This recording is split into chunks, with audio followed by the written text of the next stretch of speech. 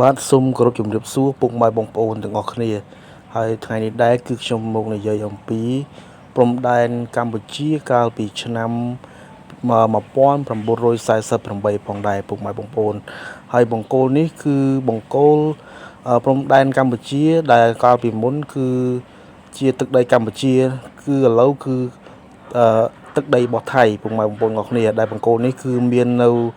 ចំកណ្ដាលទីក្រុងបាងកកតែម្ដងពុកម៉ែបងប្អូនអរគ្នាដែលបង្គោលនេះគឺមានតាំងពីឆ្នាំ1948ផងដែរដែលកាលពីមុនគឺជាទឹកដីរបស់ខ្មែររបស់យើងពុកម៉ែបងប្អូនអរគ្នាដែលទឹកដីរបស់ខ្មែររបស់យើងគឺបានបាត់បង់គឺច្រើនមែនទែនគឺជិត30ខេត្តជាងពុកម៉ែបងប្អូនអរគ្នា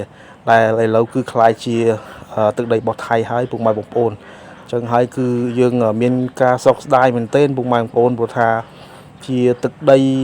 ខ្មែរដូនតារបស់យើងតែយើងបានបាត់បង់ទៅឲ្យថៃបាត់ទៅហើយពុកម៉ែបងប្អូនគឺគួរឲ្យស្ដាយមែនទែនពុកម៉ែបងប្អូនហើយបង្គោលនេះគឺ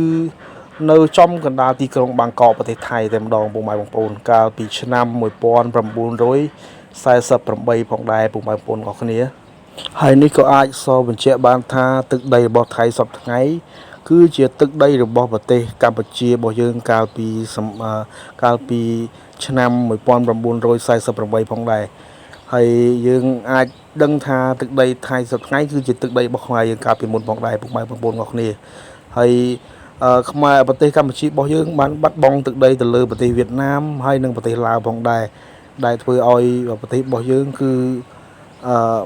មានផ្ទៃដីតូចជាងប្រទេសជិតខាងផងដែរដែលផ្ទៃដីប្រទេសថៃគឺគេមាន76ខេត្តជាងហើយប្រទេសរបស់យើងគឺមានត្រឹមតែ25ខេត្តក្រុងប៉ុណ្្នឹងឯងពុកម៉ែបងប្អូនដោយសារតែយើងបាត់បង់ទឹកដីទៅឲ្យប្រទេសជិតខាងម្នាក់បន្តិចម្នាក់បន្តិចអញ្ចឹងហើយគឺធ្វើឲ្យប្រទេសរបស់យើងគឺតូចជាងប្រទេសជិតខាងផងដែរហើយសម្រាប់ខ្ញុំជាកូនខ្មែរមួយរូបខ្ញុំពិតជាសោកស្ដាយមែនទែនសម្រាប់ការបាត់បង់ទឹកដីខ្មែររបស់យើងតាំងពីសម័យចេនឡាសម័យមហានគរនិងសម័យអង្គរផងដែរដែលយើងបានបាត់បង់ទឹកដីទៅប្រជាជាតិខាងគ្រប់គ្រងពុកម៉ែបងប្អូនអរគ្នាគឺក្នុងនាមជាខ្ញុំជាកូនខ្មែរមួយរូបគឺមានភាពស្ដាយមែនទែនពុកម៉ែបងប្អូនដែលយើងមិនអាចថែរក្សាទឹកដីរបស់យើងដែលទឹកដីយើងកាលពីមុនគឺធំមែនទែនពុកម៉ែបងប្អូនតែដោយសារតែមានប្រទេសជិតខាងឈ្លានពានដូចជាប្រទេសថៃហើយប្រទេសវៀតណាមនិងប្រទេសឡាវដែលបានឈ្លានពានទឹកដីខ្មែររបស់យើងទៅដើមបានជាច្រើនខេត្តផងដែរកាលពីសម័យមុននឹងឲ្យពុកម៉ែបងប្អូនហើយប្រទេសកម្ពុជារបស់យើងគឺជាប្រទេសដែលយើងគឺអច្ឆរិយៈមែនទែនដែលដូនតារបស់យើងបាន